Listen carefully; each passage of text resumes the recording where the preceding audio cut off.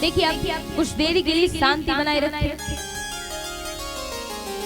और एक प्रश्न मेरा आप सभी से, जितने भी श्रोतागण यहाँ पर बैठे हैं, सबसे मेरा एक प्रश्न है कि आप मुझे ये बताइए कि कथा क्या है? कथा क्यों सुननी चाहिए? कथा सुनने का नियम क्या है? कथा कराई किस लिए जाती है? आप सभी से मेरा प्रश्न है, जितने भी व्यक्ति यहाँ पर बैठे हुए हैं, आप सभी से प्रश्न है। अगर आपको माइक की जरूरत हो तो आपके पास माइक आएगा, आप उत्तर दे सकते हैं। आप में से कोई उत्तर देना चाहेगा?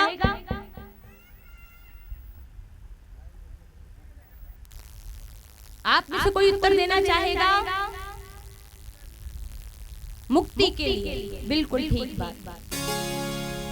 मुक्ति के लिए कथा कराई जाती है, लेकिन जो कथा मुक्ति के लिए कराई जाती है, जो कथा श्री सुखदेव जी ने श्री परीक्षित जी को सुनाई, श्री सूत जी ने 88,000 ऋषियों को सुनाई, सनत कुमारों ने भक्ति माता के कष्ट की निवृत्ति के लिए जो कथा सुनाई, क्या वही कथा आज भी हो रही है?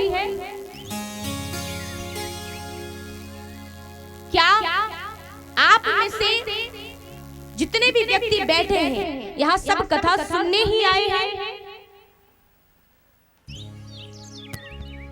कई दिन, जिस दिन से कथा आरंभ हुई है, प्रतिदिन मैं देखती हूँ, सुनती हूँ, आखिर यहाँ पर रुकती तो नहीं हूँ, लेकिन फिर भी कुछ देर में मुझे चर्चाएं सुनने के लिए मिलती हैं। अरे क्या कथा हो रही है, अरे नृत्य नहीं कराते हैं, मनोरंजन नहीं कराते हैं। एक बात बताइए, आपके यहाँ पहले कितनी कथाएं हो चुकी हैं? आपने उन कथाओं से कितनी सीख ली है? आपके जीवन में कितने बदलाव आए हैं? और देखिए, ऐसी कथा सुनने से कोई मतलब नहीं है जिस कथा को सुनकर आपके जीवन में कोई बदलाव ना आए, आपको उस कथा से कोई लाभ ना हो। वो कथा सुनना नहीं है। और जो वक्ता कथा कह रहा है, अगर वो कथा केवल मनोरंजन के लिए कहे तो उस वक्ता को कोई अधिकार नहीं है कि वो व्यासपीठ पर बैठकर उपदेश करे, क्योंकि ये कथा कोई मनोरंजन नहीं है। इस कथा में उत्सव आते हैं मनोरंजन के लिए। आप मनोरंजन करिए, नृत्य करिए, लेकिन सीमित। लेकिन यहाँ पर चल रहा है कि अरे कथा नहीं सुनाती, भजन नहीं सुनाती। अरे अगर भजन, ढोला, रसिया ये सारी चीजें ही सुननी है तो कथा कराने की क्या जरूरत है?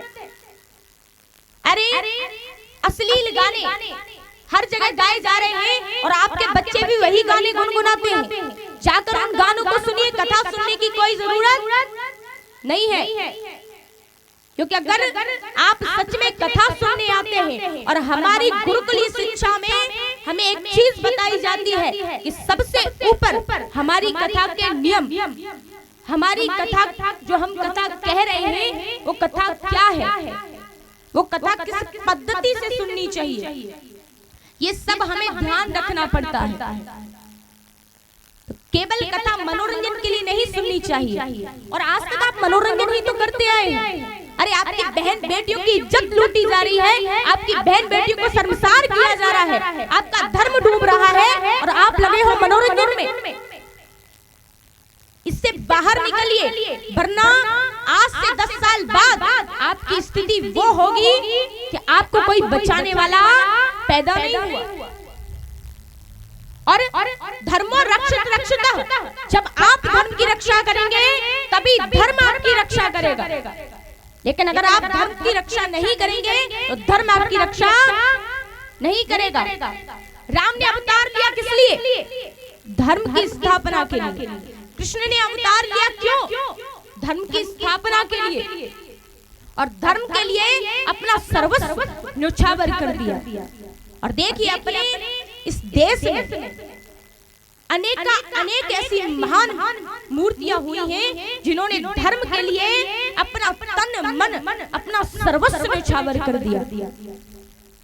और अगर जितनी भी महान मूर्तियां हुई हैं वो सब आपकी तरह केवल मनोरंजन के लिए सोचती तो आज आप यहाँ पर बैठकर कथा नहीं सुन रहे होते। इन चीजों से बाहर निकलिए। और अगर आपको मनोरंजन ही करना है तो आप सभी से मेरा हाथ जोड़कर निवेदन है कि कथा कराने की जगह आप डीजे लाइए, लगाइए, 10 दिन, 15 दिन, 20 दिन नृत्य कीजिए, मनोरंजन कीजिए, कोई आपको रोकने नहीं आएगा। लेकिन कथा को कथा के तरीके से सुनिए, कथा को मनोरंजन मत बनाइए। आपको नृत्य कराया जाता है क्योंकि भगवान का दरबार है और भगवान के दरबार में हर व्यक्ति को अपनी हाजिरी लगाने का, तो यहाँ पर हाजिरी लगाने आते हो या फिर मनोरंजन करने आते हो, कथा सुनने आते हो या फिर कमियां निकालने आते हो। क्या आप में से किसी ने, यहाँ पर हमारे ये बुजुर्ग बाबा जी हैं, इनके बारे में मैं पहले भी सुन चुकी हूँ कि प्रतिदिन रामायण भी पढ़ते हैं, गीता भी पढ़ते हैं, अध्ययन करते हैं। क्या आप में से जो भी मेरे साथ के होंगे, मेरी आयु के होंगे, क्या आप में से किसी ने अपना कोई ग्रंथ, अपना कोई वेद, अपना कोई शास्त्र खोलकर देखा है? क्या कभी आपने रामायण को पढ़ा है? क्या आपको पता है कि भगवत गीता और श्रीमद् भागवत में क्या अंतर है? क्या आपको पता है कि रामायण का सार क्या है? क्या आपको पता है कि इन कथाओं को सुनने का सार क्या है, इनका मतलब क्या है? इनसे बाहर निकलिए, वरना अगर जैसी स्थिति यहाँ पर आज है वैसी ही स्थिति अगर रही तो तुम्हारी बहन बेटियों की इज्जत को, तुम्हारे बच्चों के संस्कार को, तुम्हारे बच्चों की लाज को बचाने वाला कोई नहीं होगा। और जो कथा आप सुनना चाहते हैं वो भी मुझे सुनानी आती है और मुझे ये भी पता है कि आप किस प्रकार की कथा सुनना चाहते हैं। आज आपको मैं वही कथा सुनाऊंगी जो आप सुनना चाहते हैं। बताओ कौन कौन सुनना चाहता है? हाथ उठाओ एक बार। कोई नहीं सुनना चाहता? और कहाँ है हमारी लीला ग्रुप वाले सभी भैया? आए दिन सुनने को मिल रहा है, अरे नृत्य नहीं कराती है, कोई ठाल ठप्पा नहीं होता है। अरे ठाल ठप्पा करके क्या कर लिया आज तक आपने? कितनी कथाएं करा चुके हो पहले, कुछ आपको मिला क्या?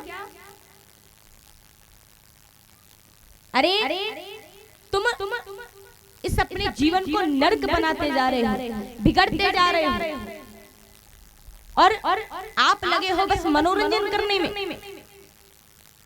अरे भूल गए क्या कि आपका जीवन ही एक मनोरंजन है? आपने जीवन को ही मनोरंजन बनाकर रख दिया है। तो इन चीजों से बाहर निकलिए। और मैं यहाँ पर केवल इसलिए नहीं आई कि आपको सुंदर सुंदर भजन नृत्य कराकर चली जाऊं।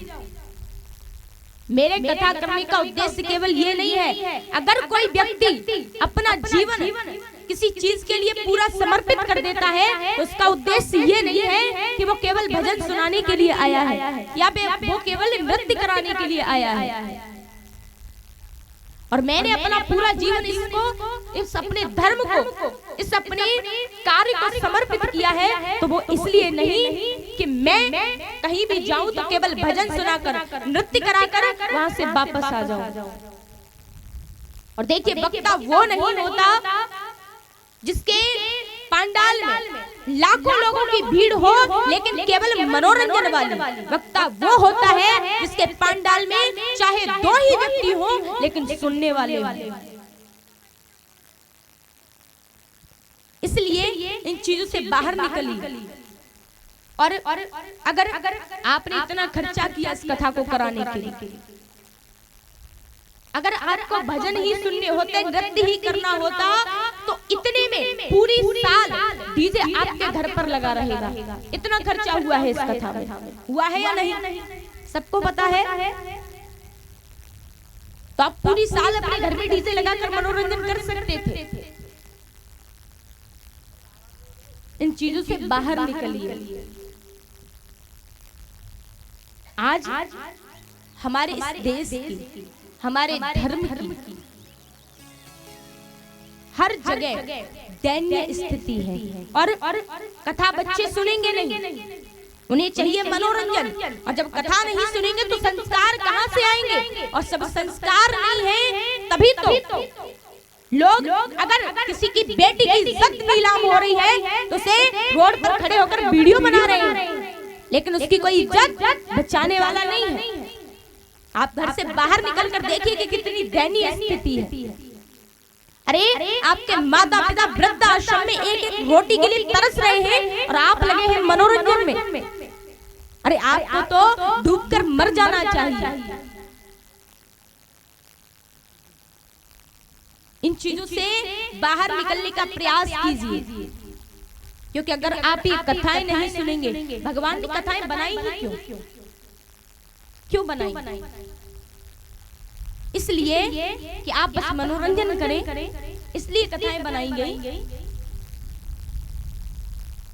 आपको जब कथा सुनाई जाती, आपको एक बच्चे को जब किताब में कोई कहानी पढ़ाते हैं, कहानी पढ़ाने के बाद उसे उसका सार बताया जाता है कि इसका सार क्या है, इससे हमें सीख क्या मिलती है। और देखिए वैसे तो हमें ये कहानियां समझ में आती नहीं, इसलिए भगवान ने सरलता से समझ में आ जाए, इसलिए तो ये पात्र बनाए कि ताकि पात्र के माध्यमों से आपको कहानियां समझ में आए। लेकिन हम और आपने उन कहानियों को तो समझा, कहानियों को तो सुना, लेकिन उन कहानियों से मिलता क्या है, उनका सार क्या है, वो समझने की कोशिश नहीं की।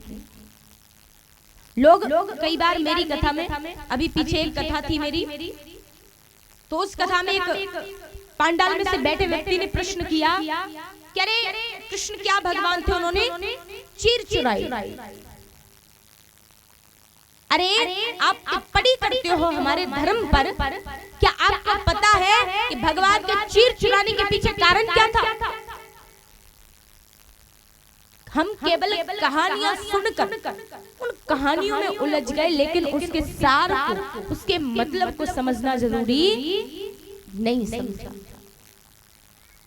और अगर हम ऐसे ही कहानियों में, मनोरंजन में उलझे रहे तो हमारे जीवन की दयनीय स्थिति हो जाएगी। और माता पिता को तो आज भी दयनीय स्थिति है कि माता पिता, और देखिए जितने बच्चों को आप ये कहेंगे कि कथा से दूर रखते हैं, आज के लोग ऐसे ही हैं। अरे वो कहते हैं कथा से बच्चों को क्या करना, तुम पढ़ाई लिखाई करो, बड़े बनो। जब वो बड़े बन जाते हैं तो वही बड़े बेटे और बेटियां अपने माता पिता को 2 वक्त का भोजन नहीं दे सकते। अरे इससे अच्छे तो अशिक्षित लोग हैं जो अपने माँ बाप को भगवान मानकर पूजते हैं। जिस दिन से मैं यहाँ पर आई हूँ, उस दिन से पहले कौन कथा करके गया मुझे अंतर नहीं पड़ता, उसका क्या उद्देश्य था मुझे अंतर नहीं पड़ता, लेकिन मुझे अंतर पड़ता है तो इस बात से कि मेरा क्या उद्देश्य है, मैं कथा क्यों करती हूँ। और कोई मेरे बारे में कुछ भी बोले, मुझे अंतर नहीं पड़ता। आप मुझे द्वारा कथा के लिए बुलाएं ना बुलाएं, मेरे पास ठाकुर जी की कृपा है, मेरे पास कथाओं की कमी नहीं है। लेकिन मैं कहीं भी कथा करने जाऊंगी तो उसमें केवल भजन सुनाकर, नचाकर वापस नहीं लौटूंगी। मेरी कथा करने का उद्देश्य, मैंने ये अपना जीवन, सबको लगता है कि ये जीवन बहुत सरल है, लेकिन इस राह पर एक बार चलकर देखिए कि ये जीवन कितना कठिन है। सारे संसार के बच्चों की तरह हमारा जीवन नहीं होता। हमारा जीवन जिस दिन इस धर्म की रक्षा के लिए हम आगे बढ़ते हैं, उसी दिन दांव पर लगा दिया जाता है, उसी दिन हमारा जीवन बदल जाता है। हम बाकियों की तरह घूम नहीं सकते, हम बाकियों की तरह कहीं बाजार में खड़े होकर कुछ खा नहीं सकते, क्योंकि हम धर्म के रक्षक हैं। और अगर हम ही धर्म के रक्षक होकर धर्म के भक्षक बन जाएंगे, धर्म की रक्षा नहीं करेंगे, तो हमारे धर्म को कौन बचाएगा। धर्म को अपना जीवन समर्पित करना इतना आसान नहीं है, लेकिन जिस व्यक्ति ने धर्म को अपना जीवन समर्पित कर दिया है, व्यक्तियों को लगता है कि केवल ये कार्य धन के लिए कर रहे हैं। अरे कहना नहीं चाहिए, लेकिन इस व्यासपीठ से अरे धन तो गलत कार्य करने वाले भी कमा लेते हैं, उनके पास भी धन की कोई कमी नहीं होती। और संसार में अगर सबसे सरल कार्य कोई है तो वो है मैया धन कमाना। पैसा कोई भी कमा सकता है, किसी भी तरीके से कमा सकता है, लेकिन अपने जीवन को ऐसा जियो कि जब आप मर जाओ ना तो आपके बारे में लोग चर्चा करें। जीवन हमारा ऐसा होना चाहिए। अपने अपने धर्म को पहचानिए, इन चीजों से बाहर निकलिए, कथा को कथा के तरीके से सुनिए। मैं ये नहीं कहती कि कथा में नृत्य नहीं होगा, भजन नहीं होंगे, ऐसा बिल्कुल नहीं कहती, क्योंकि तब का समय अलग था, अब का समय अलग है। आप लोगों को आवश्यकता है बीच बीच में, इसलिए कथा में भजन भी बोले जाते हैं, आपको नृत्य भी कराया जाता है, लेकिन फिर भी आए दिन यही बातें कह रहे, कोई ठाल ठप्पा नहीं होता। ये क्या होता है? कोई मुझे इसकी परिभाषा बताएगा? कोई मुझे कथा की परिभाषा बताएगा? कथा क्या है, क्यों करा रहे हैं? सभी से निवेदन है, कथा को केवल मनोरंजन ना बनाए। और मुझे और देखिए, मैं आपको ये सब बोल रही हूँ, हो सकता है आप में से कई व्यक्तियों को बहुत बुरा लग रहा होगा, और बुरा लगना चाहिए। मैं बुरा लगने के लिए ही बोल रही हूँ, बुरा लगना चाहिए, लेकिन आपको एक और बात ध्यान करनी चाहिए कि मैं आपकी बेटी हूँ, मुझे आपने ही सब कुछ सिखाया है, मुझे आपने ही इस व्यासपीठ पर बिठाया है, लेकिन आपने मुझे तो बिठा दिया, पर आप खुद भूल गए कि आपको क्या करना है।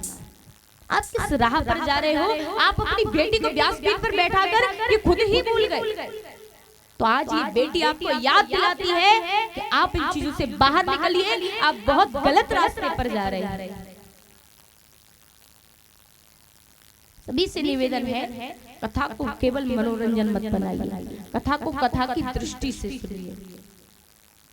और मुझे आवश्यकता नहीं है कि मैं जहाँ पर कथा करूँ वहाँ पर केवल 1000 लोगों की, लाखों लोगों की भीड़ हो, आवश्यकता नहीं है। उसमें 4 लोग भी हों, लेकिन सुनने वाले, समझने वाले हों, तो उन 4 व्यक्तियों को भी सुनाने में मन लगता है। लेकिन अगर सामने हजारों लोग बैठे हों, लेकिन सब मनोरंजन की दृष्टि से कथा सुनने आए हों, तो बहुत कष्ट होता है।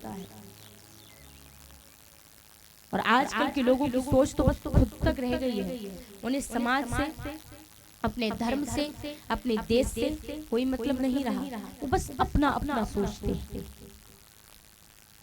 हम सब अपने हैं, हम सब एक हैं, हम सब एक माता पिता की संतान हैं, तो हम क्यों इस प्रकार से? और देखिए, आप हम सभी की एक सबसे बड़ी कमी बताती हूँ कि आप हम सभी में हम खुद से ही लड़ करके हमें फुर्सत नहीं मिल पाती। 4 लोग एक साथ नहीं बैठ सकते, और यही सबसे बड़ा कारण है कि आपका जीवन दयनीय बनता जा रहा है। सभी से विनम्र निवेदन है कि इन चीजों को समाप्त करने का प्रयास कीजिए। और देखिए, हर व्यक्ति कहता है कि समाज में बदलाव हो, लेकिन समाज में बदलाव दूसरों से नहीं, समाज में बदलाव आपसे होगा। आप सबसे पहले बदलाव की शुरुआत अपने आप से करिए, और आप अपने आप को बदल कर तो देखिए, आपको देखकर हजारों लोग बदल जाएंगे। समाज में अगर बदलाव लाना है,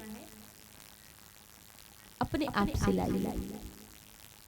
आजकल की स्थिति ऐसी है, और देखिए, जो लोग अपनी बेटियों को केवल चूल्हे चौके तक सीमित रखना चाहते हैं ना, उन्हें अगर ये साउंड सर्विस द्वारा पूरे गांव में, यहाँ तक नहीं, यहाँ से बाहर भी अगर आवाज जा रही है, अगर सुन रहे होंगे तो चूल्हे चौके तक बेटियों को सीमित रखते हैं, उन्हें बहुत बुरा लग रहा होगा। लेकिन आप सभी से मेरा निवेदन है कि चूल्हे चौके तक अपने जीवन को सीमित मत रखिए। हाँ, स्त्रियां संभालती हैं घर, और पुरुष कभी घर नहीं संभाल सकता। एक स्त्री अगर पिता मर जाए तो एक माँ पिता की तरह पुत्र को पाल सकती है, लेकिन कभी भी अगर माँ मर जाए तो वो पिता कभी भी माँ की कमी को पूरा नहीं कर सकता। ये स्त्रियों की शक्ति है। लेकिन आज उसी स्त्री की इस युग में इतनी ज्यादा दयनीय स्थिति है कि सबसे ज्यादा अगर सताया जा रहा है तो केवल एक स्त्री।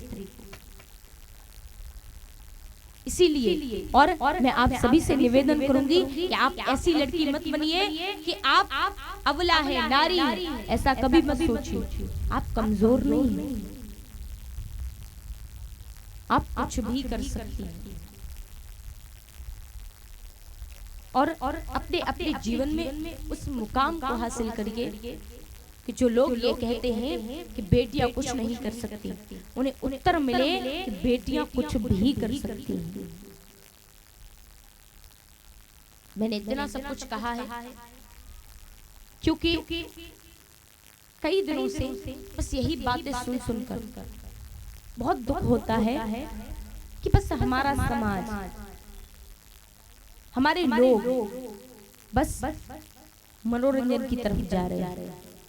सभी से निवेदन है, मैं मनोरंजन के लिए मना नहीं करती, लेकिन समय पर मनोरंजन, उससे पहले केवल कथा को कथा की तरह सुने।